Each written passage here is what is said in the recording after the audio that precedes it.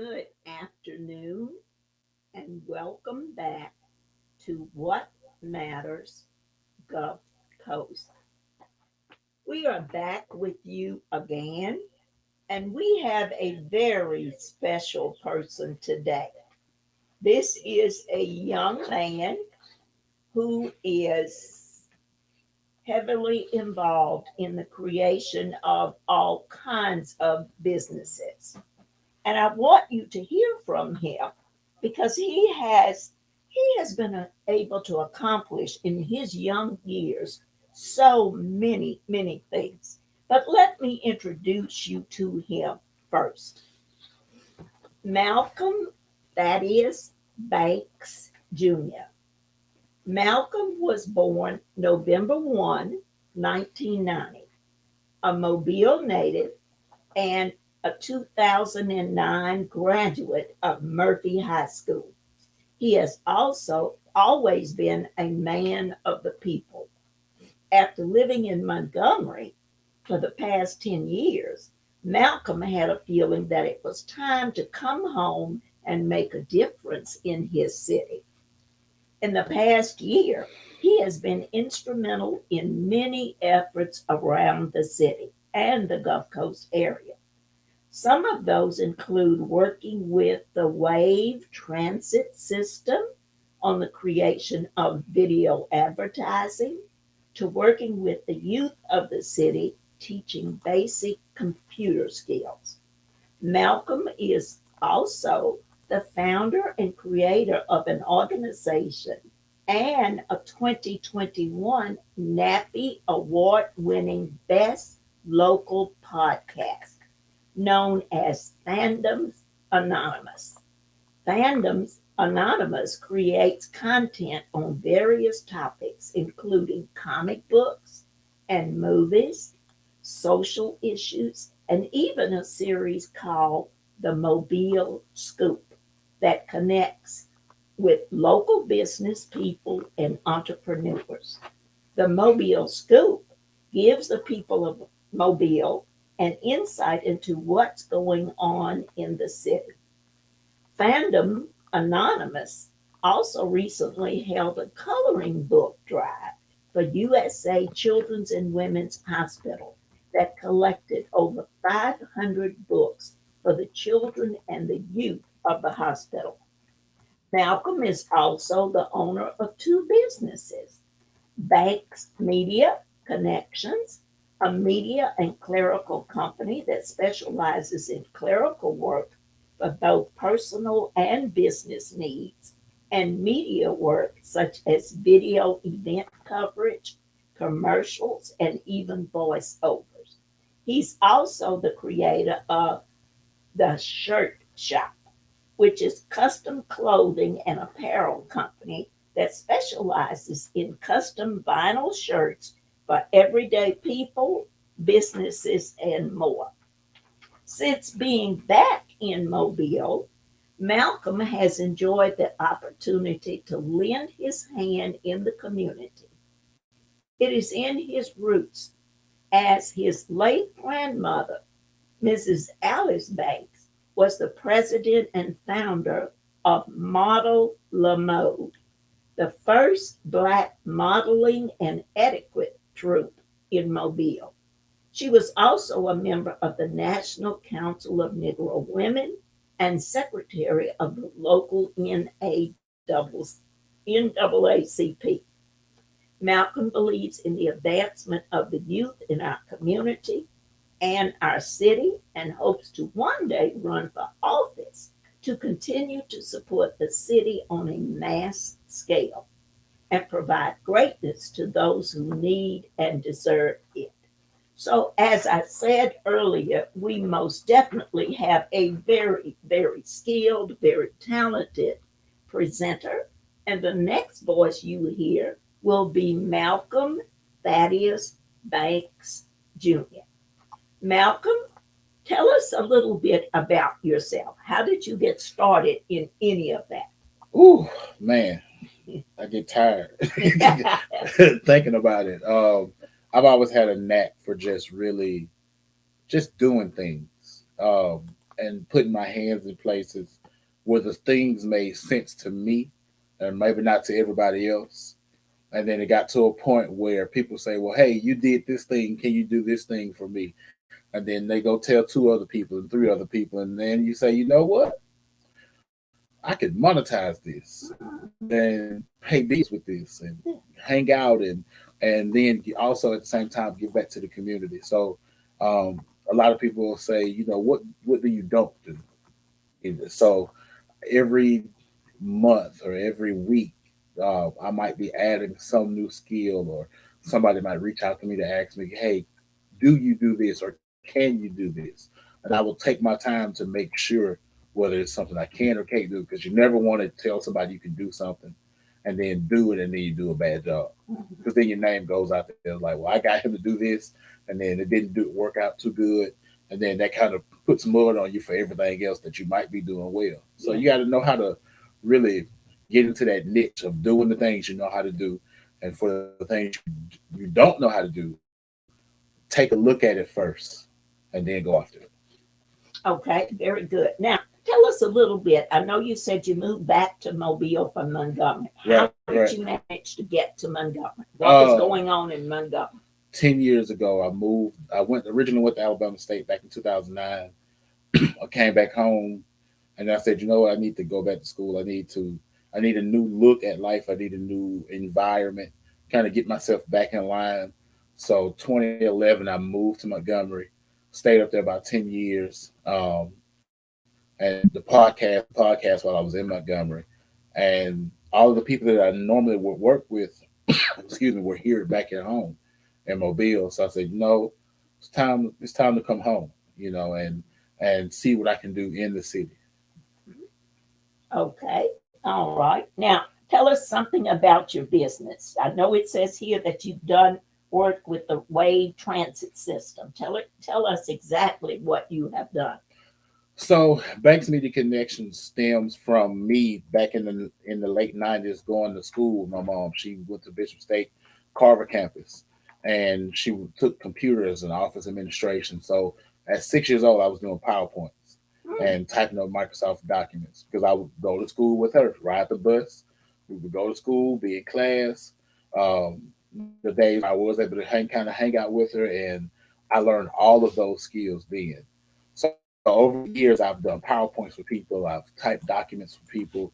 I've done little clerical work and spreadsheets for people. And I finally just said, you know what, this can be something that the masses need. So I have people to reach out to me all the time. Hey, can you create a presentation for me?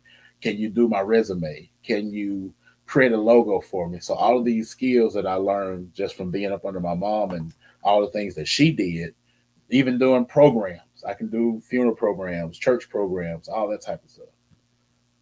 Okay, great, great. That's wonderful. And when you're creating like a PowerPoint Hmm. for a business Right. or for a person who's making a presentation, what exactly does that entail for the person to do, to give to you? So I would, let's just say you're wanting to do a presentation on how you make soap. Just a random idea. And you know that there might be 10 steps on how to make this soap. Yeah, So I come in and I say, hey, bring me those steps in their minute detail. Because if you're going to be presenting, you don't need to put on a presentation. First, you need to go get water, and then you get this, and then you get this, and then you get this. Because you don't want people reading. You're supposed to be up there, being an orator and yes. speaking what's needed. Okay. So then we would take all that information and condense it. Step one, bowl. Okay. And you might take 2 minutes on the type of bowl you need, Yeah. the where to go get the bowl from. Step two, uh, water. You might need a specific type of water. You might need clean, purified water, Yeah. not just any regular water. Yeah. And we take those steps and break them down so that that person can then speak on that. And the more they speak on it, the more people are able to ask questions, and the more the presentation is expounded. Okay. Okay. Great. Great. Now, moving away from the media, Hmm. you've also done the custom clothing and apparel company. Correct. Correct. Talk to us about how did you drift into that and what exactly do you do in that company? So I started learning how to make shirts. My ex-wife made shirts, and I would play around with the machine. And I was like, okay, this looks simple, this looks easy. And then at one point, I just really dived off into it. And people say, well, can you make me a birthday shirt? Can you make my kid a onesie? It really started with a friend of mine, Robert, who had a son, and there was some blank bibs. So I went online and found a cutout of a pacifier, and then I typed up his name and I put his name and a pacifier on the bib. That was like one of the first things I made. And I said, okay, if I can do that, then I can move to a onesie. Just start off with small stuff. Yeah. And I said, if I can do that, then maybe I can do a shirt. And it just graduated from there. And with my creative mind, I take it a lot of times to pull stuff off the internet. A lot of times people come to me and they say, well, I want my shirt to say this, this, and this, and this. We just take those ideas and put it into a shirt. Even to the point now where I've designed my own line. Yeah. And I'm wearing this now. And a lot of people have been buying it and wearing it. So I'm really hoping it takes off. But outside of that, I do shirts for businesses. I rode a float yesterday. I did all the shirts for the people riding on the float. So if you need shirts for your float, just call me.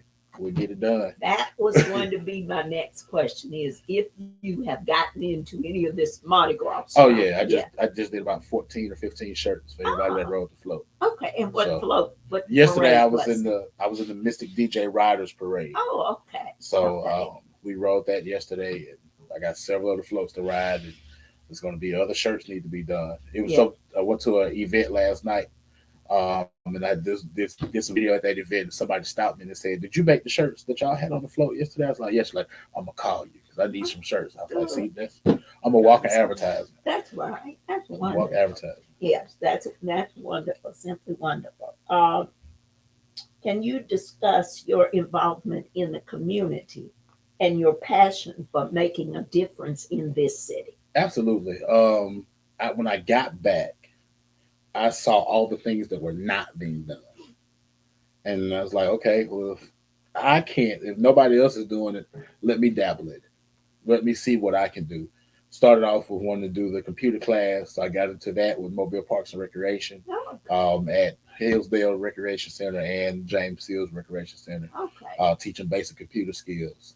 Then I started working at USA in IT when I first got back, and I saw that just going around the hospital, Children's Women's Hospital, you see all the kids, Yeah. you see, some of the things that they're going through. You have to go in some of those rooms uh, all around children's and women's. And I looked and reflected back on when my mom was sick with cancer, and we would color. When I knew she was having a bad day or in pain, she really wouldn't verbalize it. When I would walk in the room and she was coloring in the coloring book. So instead of me, going around making noise and all the hoopla, I would sit down with her and color in the coloring book. Yeah. And I remember that in a sense that was soothing for her. She was able to just stop time, even though she might have been in unbearable pain. Yeah. That's just something she did to just Mhm. rest and mentally. So I said that's the same thing that these people are going through in the hospital. Yeah. So not only just the kids, but the parents also. Mhm. So not only do we get coloring books collected, we start collecting word search puzzles. Those adult coloring books with all the little Yes. small pieces, Yes. Sudoku books, Yeah. all type of stuff like that, crossword puzzles, and we collected those too, and we gave them big thing to the hospital, and it was good. It was really good. I bet. I bet. Sounds wonderful. Yes, Sounds ma'am. wonderful. And I was going to mention, but you brought it out anyway, that, in our age group, the senior age group, we like coloring. Mhm. And coloring in the coloring book, I've got a girlfriend of mine, she and her husband both will sit down. They have a set time that they sit down I love daily and do their I coloring. love coloring books. Gotta have a Mhm. fresh pack of Crayola. Mhm. No rose art. I Exactly. don't like rose art Exactly. Crayola. And it's like a meditative kind of It thing is. for you, and it's relaxing, I turn very on jazz relaxing. music when I So color. good. I'm glad you thought about the seniors when you were Mhm. doing the coloring Mhm. books. That's wonderful. Um, I see here, and one of the things that we do a lot of on this podcast is, of course, we delve into the political scene, what's going on in Mobile County, Right. across the state, and from the state level, from the Montgomery level. Right. We have to be tuned in. Have to. It's absolutely important, and especially for our people that we're tuned in. Right. So, talk to me something about. I know you said hopefully one day you would like to run for office. Right. How do you see the political scene now? Um, I'm looking at it from the lower level of right now. I pay a lot of attention to what goes on in city council. And I think the people that they have right now are doing the job that needs to be done. But again, there's always more Yes. that can be done. A lot of times it shouldn't be based on popularity, but it is. And if I get the opportunity to go run for city council, my running is going to be based on what we're doing in the community and what we can do in the community solely. That's it. Not because of who I am, not because of who you see me as, what's going to happen in the community Mm-hmm. when I get in office. And really being clear and concise with those details. Yes. Because a lot of times you get oh yeah, we're going to do this. Yes. No, be honest. Just tell the truth. Hey, Mm-hmm. we would like to do this, Mm-hmm. but these things here are barriers that prevent us from doing this. Yes. Or we could do this, but people will receive you more if Yeah. you just be honest. Now, that's not saying you have to tell everything, Yeah. because those barriers could be discretionary funds, Mm-hmm. uh, people not disagreeing up in the higher ups, or above them, going all the way up to the mayor. Maybe you don't have to get all those details sometimes. 'Cause realistically, those are some of the things that do go on. Yeah. But you just have to be honest. Yeah. And I think that's the main thing to me. Can you name maybe one or two things that you see around the city that you feel really needs to be addressed? I have one big one: Mobile Parks and Recreation. Okay, talk to us. When I went to do my computer class, the people at Mobile Parks and Recreation did not know I was supposed to be there. Okay. That bothered me. Yeah. That bothered me a lot. Because I'm coming in here to do something that's going to benefit the children. And again, it's not about me, it's about who is going to benefit. Yeah. And I walk in and they say, "Oh, I didn't know we were having computer class." Yeah. Yeah. And that's doable. Right. It's very doable, because if you work there, you should be looking in the book saying, what do we have coming here? Exactly. What's going to be listed? What's listed, so you can prepare. Yeah. So even if you didn't know it was a computer class going on, and let's just say you looked in the book and you said, "Oh, we're going to have a computer class in the upcoming spring or summer session, in the fall when they put those books out. Yeah. Let me go in the computer lab and make sure everything is clean." Yeah. Yeah. Just little stuff like that. Yeah. And I look at Parks and Rec, in certain areas, a lot of things are in line. Oh, yes. And in certain areas, a lot yes. of things are not in line. Mm-hmm. It's just kind of wayward. Exactly. And if you could fix that, and turn the rec centers into what they used to be when I was coming up, being more than just about kids, give a kid a basketball, let them go play basketball. Learning life skills, learning computer skills. Mm-hmm. But we live in a day and age now where, and it's just me being honest, everybody thinks their child is going to be great at sports. Mm-hmm. You got to sit your child down and be honest. Yeah. You're not good. Mm-hmm. You need to do something else. Yeah. My mom set me down. Mm-hmm. At a young age. We're going to get the books. Yeah. As much as everybody wanted me to play sports, let the boy play football. You big enough? No, we're going to get the books. So I spent my summers at the Mobile Public Library at Dolphin Island Parkway, reading books, and on the computer and learning computer skills. Yeah. So a lot of that has to happen, because now a lot of people across all races and ethnic backgrounds believe that sports is the way out. Put a child in band, put them in music. Yeah. That's what I did. I got into music in 7th grade with the Dunbar Magnet. And I've been a musician ever since. So you have to compartmentalize all of those types of things, and I believe that's what can make the city as a whole better. Yes. Because those rec centers are suffering.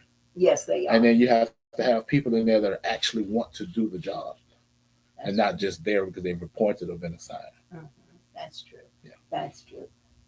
As far as the rec center are concerned, first of all, when you're talking about your computer skills, please don't leave the seniors out. Because so many of us need, we have a program. I work part time with the area agency on aging in the old GM&O building Okay. downtown. And we have a program coming up now where they can apply for a farmer's market, what we call farmer's market, and they get a voucher. Right.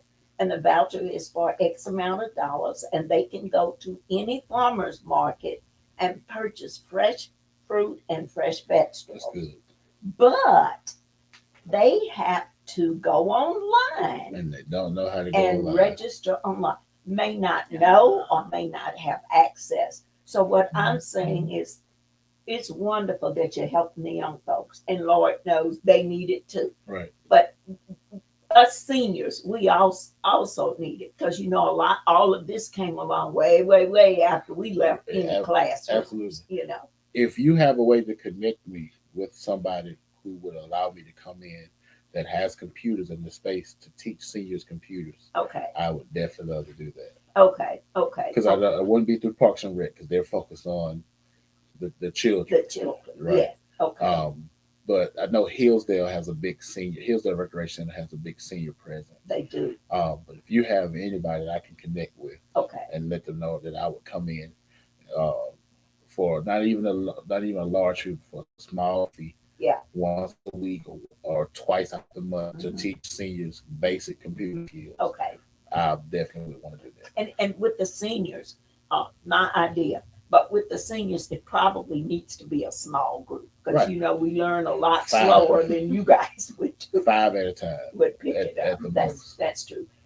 Back to another thing when you were talking about the sports thing, and you were saying that they needed to put the ball down or and get in the books, and I'm a retired educator, so Right. of course I know the importance of Right. that education. Mhm.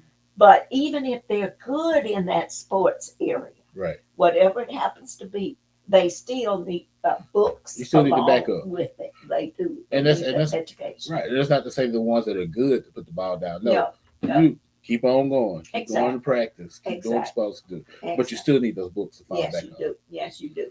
Uh, I don't know if you're aware of it. We're going to try to get that person on the show, but Mr. Steele with Bishop State Mhm. at the main campus, Right. he does what he calls alternative education, Right. and he has all these other kinds of courses Hmm. that students can actually major in like a year and a half, 2 years, and they can walk out the door and get a job, and it's paying a fantastic salary. I'm glad you said that. I just did a video with DJ Rodsky and Mr. Akareem Spears, who's over the workforce development Yes, program yes, at Bishop. And we yes, sat down and we talked about all of the trades that they have over there in yes, that brand new building. yes, And it's basically, you come there, they pay you to be at school. yes. They pay you to on the job training. Mm-hmm, You leave there with a high paying job. mm-hmm. And they say they basically have employers who will come and saying, if you train them, we will hire them. Exactly, exactly. But I think I've spoken to, I know Mr. Steele. He Mhm. works under Mr. Spears. Right. But I've spoken to several groups and they don't have a clue about it. So Right. it does need to have more of the word out there, Absolutely. because everyone, I mean, it used to be a time when they drummed it in our heads way Yeah. back when, Yeah. go to college, go to college, go to college. But we're at a point in time now That don't where work. everybody doesn't have to, and they still can make a fantastic Absolutely. living. I still don't have my degree, Mm, but all of the things I do collectively yes. keep me going. Hmm. And look how accomplished you have been. Yes, ma'am. Yes, So ma'am. you're a credit, definitely so. Okay, can you share anything else about? Oh, talk to us a little bit about the Nappy Award. How did that come about? All right. So I moved back to Mobile February 2021. End of February, I get a call from a friend of mine who plays an instrument on the Blowhouse Brass Band. He's like, "Man, did you know you were nominated for a Nappy?" Ah, Again, I wasn't living in Mobile, but I had just recently done a uh, a series on what it was like the year without Mardi Gras. Mm. I did that the previous year, Mm. and then of course I had the mayor on. I had Chico, the guy who has the mohawk that twirls Yeah, yeah. the drums, the sticks. I had some men from the Mamga. I had the Blowhouse Brass Band on, and they all collectively talked about what was it about to be like to not have Mardi Gras. Mm-hmm. And he called me, you're nominated. I said, what? And I heard of Lagnapp. I'd heard of Mm-hmm. the Nappies. And I looked it up. He's like, yeah, man, we've been voting for you and everything. I was like, Yeah. well, who not? I Mm-hmm. still to this day don't know who Don't know. nominated me. Okay. But as soon as we saw that, I hit my team up and I said, we're on this, so we're going to win this. Yeah. Yeah. I was dead bent. I said, we've been Mm-hmm. nominated, so we're about to Good. do everything that we can do to win. Good. And we went on a campaign tirade Yeah. for months, for those 3 months until it was time to because they didn't announce who won until June. Mm-hmm. So from about March till about end of April, we went on just an everyday thing. Yeah. It was Yeah. to the point where people were reminding me if I to ask if I had voted that Mm-hmm. day, Mm-hmm. and yeah, we came out on top and won. Good. That's Good. what Good. That's great. That is wonderful. And actually, if had have just looked at it or read it in the paper, we wouldn't have known that it was your company. Yes, ma'am. Yes, A ma'am. minority podcast. At Yes, that. ma'am. Yes, ma'am. Okay. Um, can you share anything else about Fandoms Anonymous? That's my baby. I don't have any real kids, but that's it is something that I did not expect it to be where it is 6 years later. Mm-hmm. Originally, I was belonged to a group where we did some of the same things, had some creative differences. To keep my stress level low, I left. Yeah.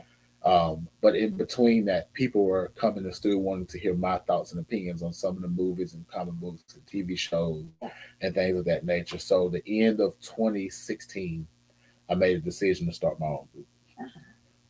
Created it. We launched January 1st, 2017. We started going to certain comic book conventions in the Gulf Coast area, even some upwards in Birmingham. But this time I'm still in Montgomery. Yeah. Um, and we started to just travel around and make content and make videos, and the word got out. And then over time, it just maneuvered in a different direction I didn't expect it to go. We started interviewing people about business, Yeah. Yeah. different businesses, and that branched out. And then we had people starting to ask us to come to events, and that branched out. Then I moved back home, and then it became, oh, you're here now. Hey, I want you to come here and do some video while you're here at this Yeah. event. Hey, can you come to this? Hey, Yeah. can you come to that? Yeah. Can you come to this? Can you come to that? And that became the normal thing. And then it became, uh, let me interview people in the city about their business, Yeah. about what they do. Mm-hmm. And it just continues to branch out and to branch out and to branch out to things that I didn't expect it to branch out. It's put me in some rooms with some people I never thought I'd be in, whether it be local celebrities, national, world known celebrities, artists, musicians, all types of stuff. Just a couple of weeks ago, I was doing some video at the Temptations of Four Top show. Ooh. I have a friend of mine who plays percussion, plays drums for the Four Tops. Uh-huh. Concerts, big concerts that they have at LAD. Yeah. We've been there. Uh, Now to the point where we're the head of media at LAD Stadium. Oh, great. So all the media at LAD, we do it for them, Mm-hmm. and it's nowhere near where I thought it was going to be all that time ago, and it continues to grow. Good. That's wonderful. Now, let me ask you this. When you're talking about all your businesses and what have you, do you have any type of like internship programs for other young folks to follow along in your footsteps? Honestly, no. I have a team of people who basically my close knit friends from high school. Yeah.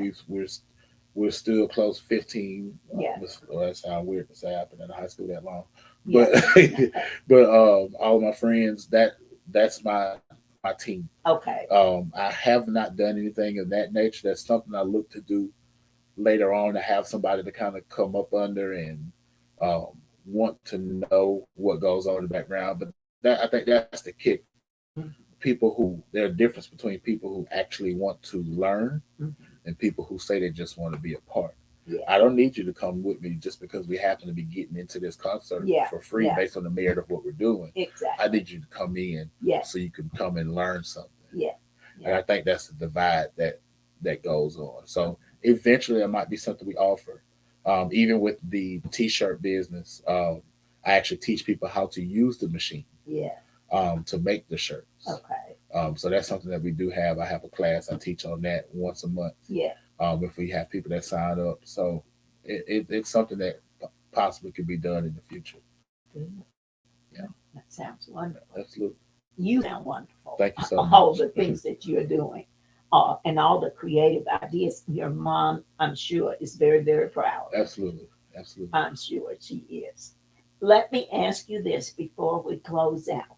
Is there anything that you would like?